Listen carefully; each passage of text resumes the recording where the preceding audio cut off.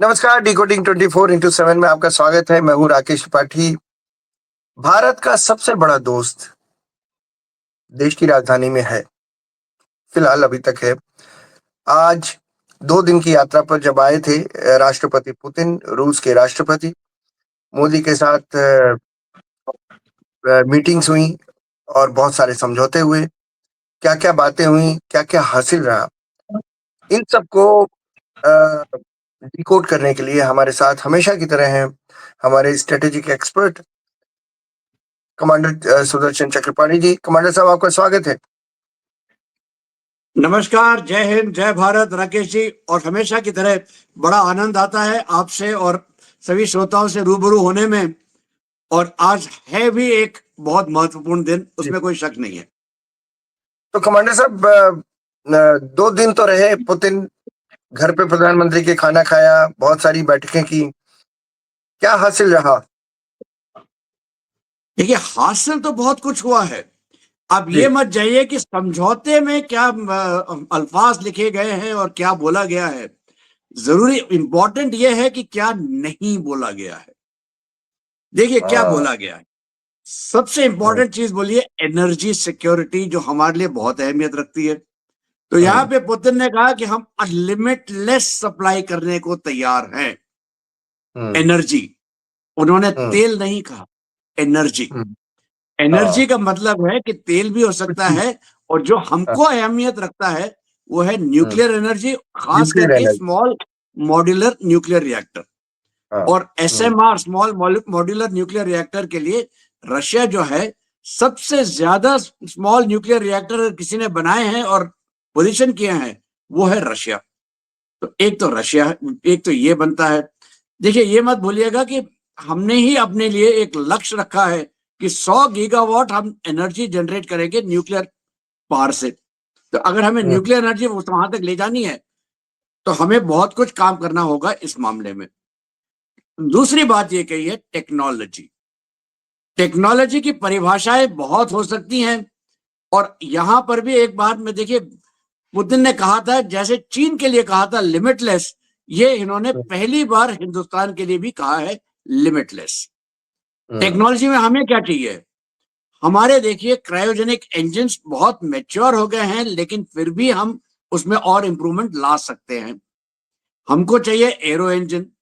हमें चाहिए है जहाजों में, पानी के जहाजों में जो गैस टरबाइन लगाते हैं, वो इत्तेफाक से यूक्रेन से आ रहे थे। उस यूक्रेन की कंपनी में मेजॉरिटी शेयर होल्डिंग रशिया की थी। लेकिन फिलहाल यूक्रेन में है तो समस्या रही है हमारे पास। तो हमें वो टेक्नोलॉजी चाहिए। हमें टेक्नोलॉजी चाहिए कोटिंग्स की, सिंगल क्रिस्टल ब्लेड की, ठीक है, मेटलर्जी की। ये सारी वो देने को तैयार है। फिर हमें चाहिए है लेबर मोबिलिटी। रशिया चाहता है कि 1 lakh skilled and semi skilled workers हम रशिया में भेजें। और हमारा सारा ट्रेड का जो भी होता है, वो हम लेबर मोबिलिटी पे भी हम ध्यान देते हैं। तो ये तो हमारे लिए बहुत अच्छी बात है। एक यूरेशियन ग्रुपिंग है जिसमें रशिया बहुत अहम हिस्सा रखा है। तो यूरेशियन ग्रुपिंग के साथ भी हमारा फ्री ट्रेड एग्रीमेंट की बात हो रही है। और हुँ, ये फ्री ट्रेड एग्रीमेंट अगर हो जाता है, तो इसमें हमें और भी फायदे होंगे, ताकि हम जो अपने आप को डी रिस्क कर सकते हैं अमेरिका से। एक और बात उन्होंने कही है कि और भी और तरीके और रूट्स हम देखेंगे, बेलारूस की तरफ से, दूसरी जगह की तरफ से। इसका मतलब क्या है? इसका मतलब यह कि आईएनएसटीसी, जो चाबहार ईरान से होते हुए आपको कजाकिस्तान से मॉस्को, मॉस्को से लेनिनग्राड, सॉरी सेंट पीटर्सबर्ग, और वहां से यूरोप आपको जा सकता है रास्ता। अब वहां पे कर रहे हैं। आपने आर्कटिक रूट अपने लिए खुलवा रखा है, जिससे करीब करीब 6000 किलोमीटर का जो ये फासला है वो कम हो जाता है। तो ये भी अहमियत रखता है हमारे लिए। और इसके साथ साथ आ जाता है यूक्रेन के ऊपर। जब बात कर रहे थे पुतिन और मोदी जी, उन्होंने ये कहा कि हम, पुतिन ने कहा कि हम भारत की भूमिका के ऊपर विशेष ध्यान देते हैं और हमें भारत की भूमिका को सराहते हैं। मतलब क्या है कि वो ये कह रहे हैं इनडायरेक्टली कि हमें भारत के ऊपर विश्वास है, हमें यूरोप के ऊपर उतना विश्वास नहीं है। वैसे भी पुतिन ने यूरोप को कह दिया कि भाई, दो टूक कह दिया कि आप है ना हमारे समझौते को में रुकावट बनने की कोशिश कर रहे हैं। जो भी समझौता बात हुई है इनकी अमेरिका के साथ, वो उन्होंने आके यहाँ पे मोदी जी से तो बात की है, उन्होंने बताया भी होगा और बताया भी होगा कि वो क्या चाहते हैं। इसीलिए देखिए क्या अहमियत की बात मोदी जी ने कही, हम न्यूट्रल नहीं हैं, हम शांति के पक्ष में हैं। आपने वही चीज एक तरह से दोहरा दी कि ये युग युद्ध का नहीं है, ये युग शांति का है। उसी को आपने दूसरी तरीके से बोल दिया, लेकिन इस बार आपका निशाना है अमेरिका और यूरोप। ठीक है, तो ये सारी चीजें हुई हैं। और ये मत भूलिए रिलॉस जो हमारा लॉजिस्टिक्स रेसिप्रोकल लॉजिस्टिक अरेंजमेंट है, इसके ऊपर दुमा ने मतलब रशियन पार्लियामेंट ने हामी भर दी है। तो ये हमारे लिए तो बहुत अहमियत की चीजें हुई हैं और दोनों के लिए रशिया को भी बहुत अहम ये फायदा हुआ है इससे। देखिए पुतिन को लग रहा था कि उसको आइसोलेट कर लिया गया है, उसको अलग थलग कर दिया है, विश्व में उसका कोई विचार कोई देखता नहीं है उसकी तरफ। लेकिन यहाँ पे वो विश्व की चौथी बड़ी अर्थव्यवस्था के साथ आके मिले हैं। लोगों ने कहा इसको अरेस्ट करो, लेकिन कोई बासी बात नहीं हुई। और सबसे अहमियत की बात ये मत भूलिए, प्रधानमंत्री मोदी पहुंचे थे हवाई अड्डे उनको रिसीव करने के लिए। अगर चीन में पुतिन 15 मिनट मोदी जी का इंतजार कर रहे थे, यहां मोदी जी ने 30 मिनट उनका इंतजार किया। वहां पे पुतिन अपनी गाड़ी में लेके गए थे, यहां पे मोदी जी अपनी गाड़ी में लेके गए। और आमतौर पे देखिए, अगर आप किसी के कहीं जाते हैं तो आप पहले वो रिसीव करेंगे, फिर आप अपने होटल चले जाते हैं या जहां रहेंगे, फिर आप कहीं और जाते हैं उनसे मिलने के लिए। यहां पे मोदी जी अपनी गाड़ी में बैठा के सीधे अपने घर लेके गए और वहां पे डिनर खिलाया। ये दिखाता है कि कितनी घनिष्ठता है इस मित्रता में। और सुनने को तो ये भी आया है कि मोदी जी इनको आज रात को जब जा रहे होंगे, प्रस्थान कर रहे होंगे पुतिन, तो उनको हवाई अड्डे जाएंगे छोड़ने के लिए भी। ये तो आप सोच लीजिए कितनी बड़ी बड़ी मिर्चियां लगी होंगी पूरे विश्व में। मैं यही पूछने वाला था आपसे कि वहाँ जो अंकल सैम बैठे हुए हैं वॉशिंगटन में, वॉशिंगटन डीसी में, अगला बयान क्या आने वाला है उनका? क्या 25% और बढ़ा देंगे क्या? देखिए, अब 50% से ज्यादा बढ़ाना या ना बढ़ाना कोई मायने नहीं रखता। आपने एक तरह से सैंक्शन तो लगा दिया, लेकिन ये भी मत भूलिए जब सैंक्शन लगाया था तेल के ऊपर, पहले तो सैंक्शन नहीं था, सिर्फ टैरिफ लगाया। अब उन्होंने सैंक्शन लगाया है 2 एक्सपोर्टिंग कंपनीज के ऊपर। मतलब क्या है कि भैया हम इन दोनों को रोक रहे हैं, आप तीसरे से ले लीजिए, हमें कोई इतराज नहीं है। भाई एक चोर रास्ता आपने खोल के रखा है, दरवाजा बंद कर दिया, खिड़की खोल दी कि साहब खिड़की से ले लीजिए, हम ये नहीं करेंगे। क्योंकि ट्रंप भी जानते हैं, विश्व भी जानता है, अगर किसी वजह से तेल की कीमतें नियंत्रण में हैं और $65 के आसपास घूमती रहती हैं, वो सिर्फ इसलिए है कि भारत तेल ले रहा है रूस से, उसी को प्रोसेस कर रहा है। और आज की तारीख में एविएशन फ्यूल जो है, सबसे ज्यादा एविएशन फ्यूल कौन दे रहा है अमेरिका को? भारत। कौन दे रहा है यूरोप को? भारत। अगर भारत एविएशन फ्यूल देना बंद कर दे तो उनके हवाई जहाज बंद पड़ जाएंगे, कहां से लेके आएंगे वो लोग? तो ये बिल्कुल साफ दिखाई देता है कि आपने एक तरह से सारा का सारा मसौदा ऐसा बनाया है कि दिखा हाथी के दांत वाला है कहानी, दिखाने के अलग, खाने के अलग। कमांडर साहब, क्या ट्रेड डेफिसिट पर भी कोई बात हुई होगी? ये तो हुई है, पुतिन ने तो कहा भी है, बल्कि आने से पहले पुतिन ने इंस्ट्रक्शंस दिए हैं अपनी सरकार को कि आप और देखिए कहां से हम और कुछ ला सकते हैं। ये मत भूलिए पुतिन के साथ 110 लोगों से ज्यादा का प्रतिनिधि मंडल आया था। उसमें कौन थे? डिफेंस मिनिस्टर तो होने थे, हम जानते हैं, एग्रीकल्चर मिनिस्टर, उनके फर्टिलाइजर के लिए आपको वो आए थे, इंडस्ट्री वाले आए थे, फार्मास्यूटिकल वाले। क्यों? क्योंकि यही चीजें तो हैं हम एक्सपोर्ट करना चाहते हैं उनको, और यहाँ पे तो टेक्सटाइल्स है, एग्रीकल्चर है, मशीनरी है, मोबाइल्स है, इन सब में तो हम एक्सपोर्ट कर सकते हैं। और मसौदा बनाया है कि 2030 तक आज $65 बिलियन का हमारा ट्रेड है, हम इसको 100 बिलियन ले जाना चाहते हैं। तेल एनर्जी बाय एंड लार्ज तो एक पीक पे आ गया है, इससे ज्यादा बढ़ाना बहुत मुश्किल होगा। 35% तो आप ला ही रहे हैं, कितना और बढ़ाएंगे? तो मतलब क्या हुआ, बढ़ाने का हिस्सा जो होगा वो भारत ज्यादा एक्सपोर्ट करेगा ताकि 65 से आप 100 तक जाएं।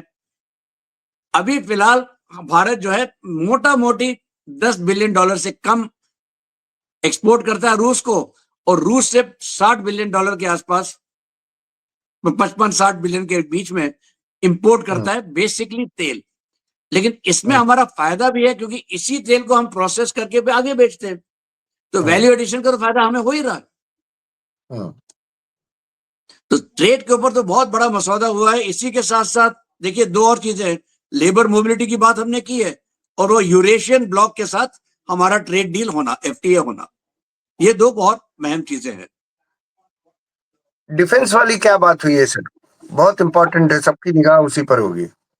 राकेश जी, आपको याद होगा पिछली बार भी हमने यही कहा था कि कोई भी स्पेसिफिक मसौदे के ऊपर हस्ताक्षर आज नहीं होंगे, क्योंकि सबके सब जानते हैं कि हम एक चीज को है कि वो वहां पे ट्रंप भैया जरा ज्यादा ना बतिया लें या ज्यादा ना चिढ़ जाएं, तो आपने कोई ऐसी चीज नहीं कही जिससे वो चिढ़ सकते हैं, लेकिन आपने हस्ताक्षर किए हैं टेक्नोलॉजी के ऊपर।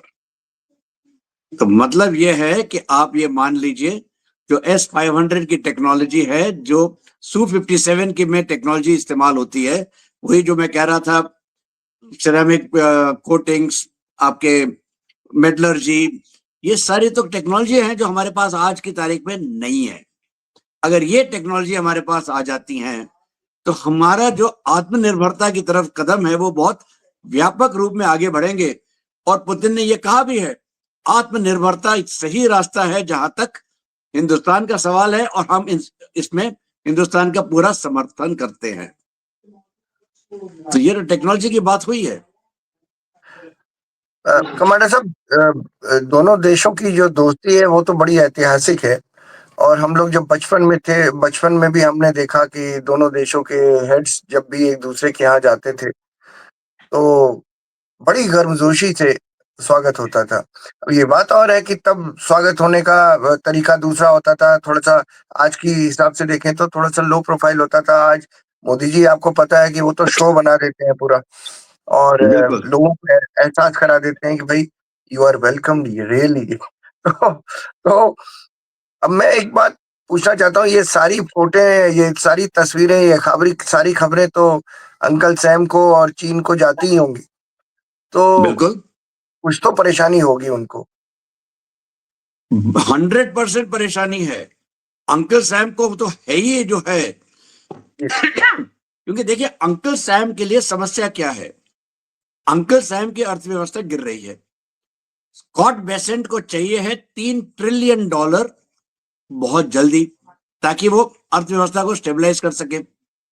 और इन्होंने अपने पैर पे कुल्हाड़ी मारी जब बाइडेन ने जो फॉरेन एक्सचेंज रिजर्व्स रखते थे लोग, उसको आपने उठा के हथिया लिया, रशियन एसेट्स को फ्रीज कर लिया, तो अपने पैर पे कुल्हाड़ी मार दी। अमेरिकन बॉन्ड्स तो बिक नहीं रहे हैं, हिंदुस्तान ने भी अमेरिकन ट्रेजरी बॉन्ड्स बेचे हैं हाल में। एक तो वो समस्या है अमेरिका को।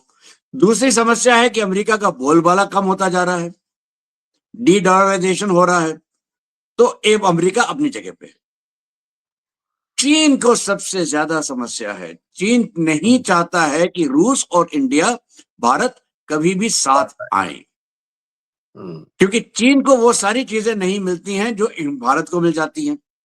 और चीन और रशिया के बीच में चाहे जितना भी वो सिर्फ प्रासंगिक समझौता है, एक तरह से मान लीजिए कि उन्होंने एक दूसरे के साथ दोस्ती कर रखी है, क्योंकि रूस के पास और कोई विकल्प नहीं है। अगर विकल्प होता तो कभी चीन के साथ नहीं करता, और चीन को कभी भी झटका देगा।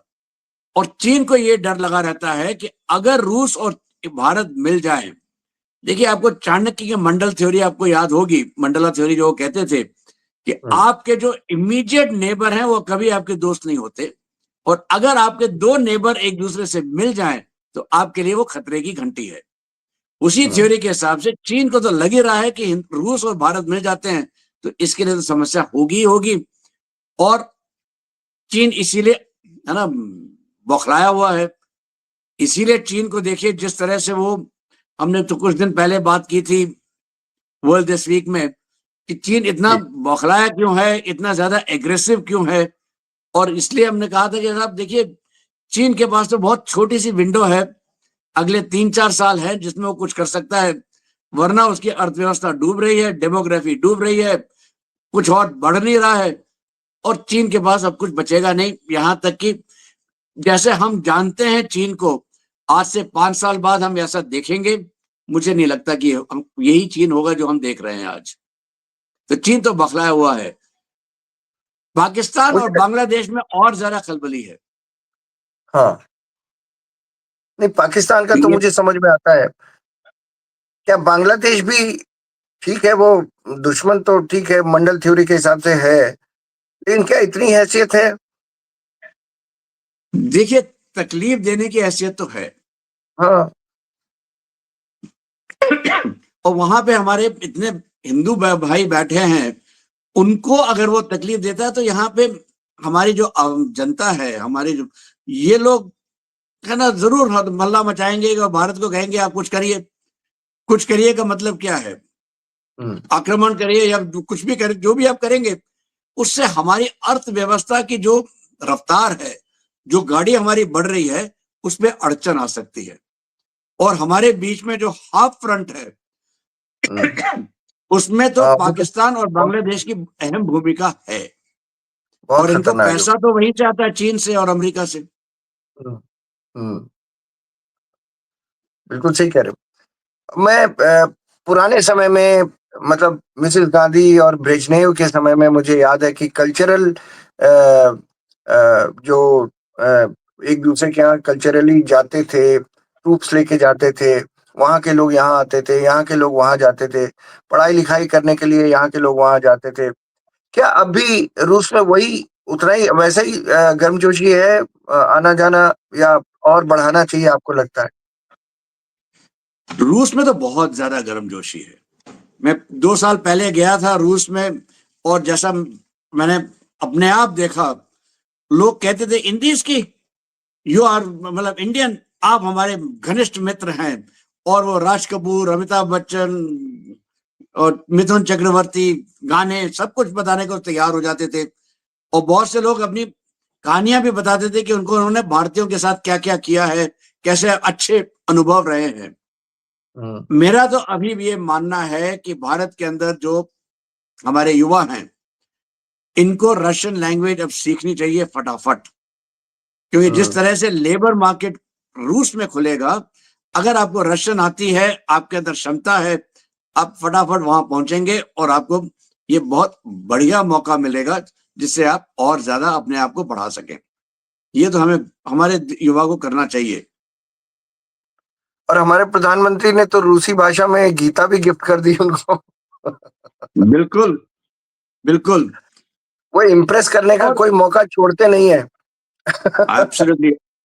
और उनका बिल्कुल देखिए पर्सनलाइज्ड गिफ्टिंग होती है। वो चीज देते हैं जो दूसरे को पसंद आएगी और दूसरा उसकी हाँ, अहमियत रखेगा। हाँ। ये तो है कमांडर ही। साहब, आप हमारे शो में आए और आपने मायने बताए पुतिन की यात्रा के, कि क्या मिला हमें और क्या उम्मीद है आगे के भविष्य में, आगे आने वाले सालों में किस तरह से दोनों देशों के बीच सामरिक और दूसरी क्षेत्रों में मैत्रीपूर्ण संबंध होंगे। बहुत बहुत शुक्रिया सर, बहुत बहुत धन्यवाद। बहुत बहुत धन्यवाद राकेश जी। जय हिंद, जय भारत। जय हिंद सर।